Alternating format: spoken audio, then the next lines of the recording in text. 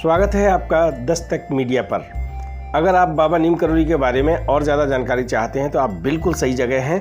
हम आपको बाबा नीम करोली से संबंधित जानकारी वीडियो, ऑडियो, वेबसाइट और पुस्तकों के माध्यम से उपलब्ध कराते हैं। मित्रों नमस्कार, आप देख रहे हैं धर्मदर्शी पत्रिका का यूट्यूब चैनल दस्तक मीडिया। मैं विनोद शुक्ल आपको सुना रहा हूँ बाबा नीम करोली की अद्भुत गाथाएं। अद्भुत गाथाओं की श्रृंखला में आज हम आपको लिए चलते हैं इलाहाबाद प्रकाश चंद्र जोशी के घर पर, जहां महाराज जी आने वाले हैं। मुकुंदा के यहां महाराज जी आने वाले हैं। और बता दूं मैं आपको, जो सर्विस करते हैं, बहुत ऐसी स्थिति नहीं है। कुछ माली हालत बहुत ज़्यादा अच्छी, माली हालत जानते हो ना, आर्थिक स्थिति ज़्यादा अच्छी नहीं है, लेकिन महाराज जी तो सबके यहाँ विराजमान होते हैं और उनके अनन्य भक्तों में है मुकुंदा प्रकाश चंद्र जोशी। तो महाराज जी के आने की खुशी में सोचते हैं क्या कर डालें, कैसे कर डालें, कैसे बिठाएं, क्या नाश्ता कराएं, क्या खिलाएं, क्या पिलाएं, जो महाराज जी प्रसन्न रहे। महाराज जी आते हैं उनके यहाँ। तो मूज जानते हो, बान जानते होगे, बान की खटिया नहीं जानते हो? चित्र देख लो। गांव में खटिया है ना, खटिया कहें, चारपाई कहें, ये चित्र मूज की बनी हुई ये चारपाई है, मैं आपको दिखा रहा हूं। घर साफ सफाई, लिपाई पुताई, और महाराज जी आते हैं तो खटिया बिछा देते हैं। खटिया पे आप बैठ जाते हैं। कोई चादरा नहीं है, कोई दरी नहीं है, लेकिन स्वागत का भाव ऐसा है जो महाराज जी खिंचे चले आते हैं। जोशी जी के यहां वर्ष में 2-3 उनके फेरे होते हैं वहां पर, यानी 2-3 बार वो जाते हैं वहां पर। जब इलाहाबाद गए, जब मूड हुआ पहुंच गए। फिर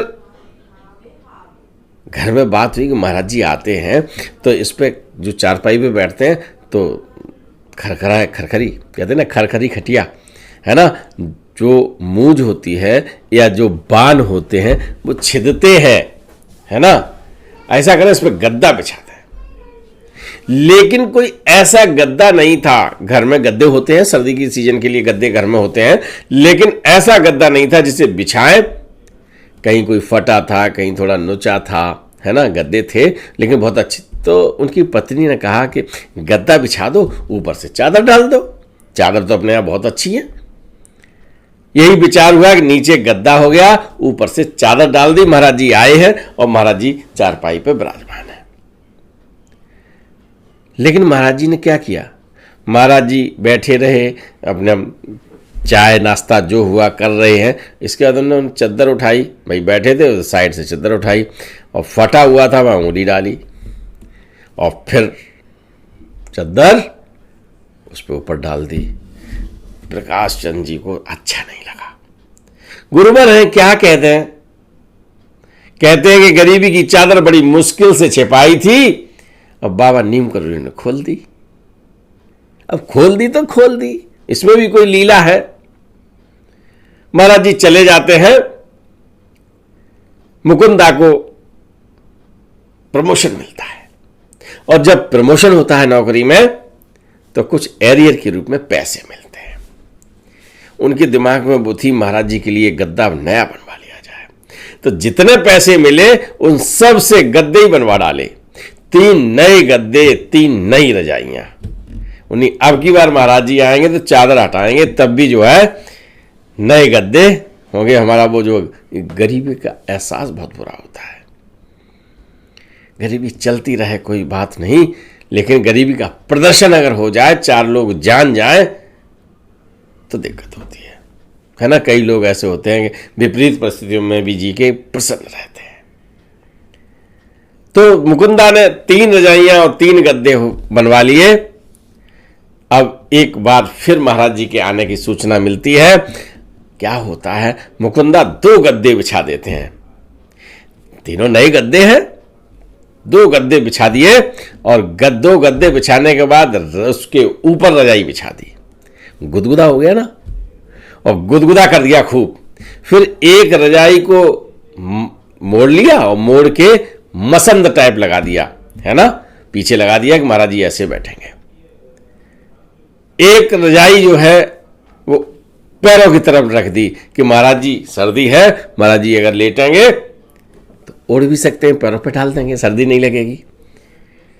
उन्होंने जो कुछ था सब चारपाई पे सजा दिया। महाराज जी आते हैं, महाराज जी फिर विराजमान होते हैं और आज तो बहुत गुदगुदा है, आनंद आ गया। महाराज जी की आरती होती है, महाराज जी का भोजन प्रसाद होता है और महाराज जी सामान्यतः जितनी देर रुकते थे आज उतनी देर रुके नहीं। सुधीर दादा से कहते हैं चल घर चलते हैं, यानी सुधीर दादा साथ में है और लोग भी हैं। आते हैं प्रकाश चंद्र जोशी को लगता है कि आज महाराज जी इतने गुदगुदे पे बिठाए तो इतनी देर नहीं बैठे जितनी सामान्यतः बैठते थे। घर यानी 4 चर्च लेन पहुंचते हैं और जैसे ही घुसते हैं सिद्धि माँ और लोग वहां पर है, कहते हैं अरे मुकुंदा के यहाँ नई नई नई रजाइयां, नई गद्दे। इस तरह से जब वो कहते हैं तो उनकी प्रसन्नता का जो भाव है, जोशी जी भी पीछे से पहुंच जाते हैं। तो सिद्धि माँ जब उन्हें बताती हैं कि महाराज जी जब घुसे तो उन्होंने एकदम खबर ये दी कि नई नई रजाइयां, नई नई गद्दे। देखी ना कृपा, रुके नहीं वो, उनके भी अंदर, भगवान के अंदर भी प्रसन्नता आती है और वो भी जो व्यक्त करते हैं तो देरी नहीं चाहते। और यही कारण था कि वो बहुत जल्दी वहां से आए और सिद्धि माँ और सबको बताया कि आज हमारे भक्त के यहाँ नई नई गद्दे, नई नई रजाइयाँ हैं, है ना।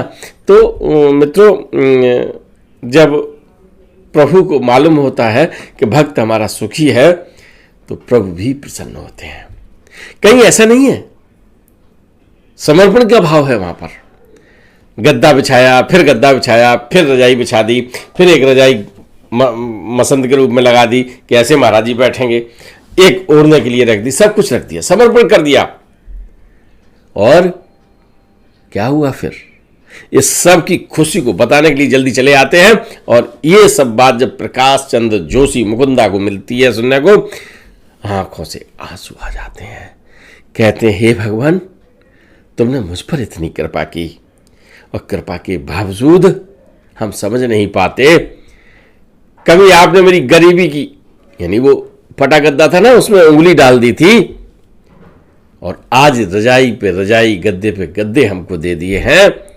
और आपको हो सकता है ये सुन के कुछ ऐसा लग रहा हो, लेकिन जिसके पास रजाई नहीं है, जिसके पास गद्दा नहीं है, जिसके पास चारपाई नहीं है, जो जमीन पर लेटता है, जिसके पास संसाधनों का अभाव है, बहुत सारे लोग आप देखते हैं कभी भंडारों में, कभी उनमें देखते हैं ना, बहुत अभावग्रस्त दुर्गम स्थिति में जिंदगी जी रहे होते हैं। जब उन्हें साधन मिल जाते हैं फिर उनके चेहरों की जो मुस्कान होती है, वास्तव में अगर ये मुस्कुराहट आप सब बांटते रहें थोड़ी थोड़ी तो बड़ा अच्छा लगेगा। चलिए, गरीबी की चादर में भी जब रहीशी की चादर आती है, ये एपिसोड मुकुंदा को समर्पित करते हुए आज आपसे विदा लेता हूं।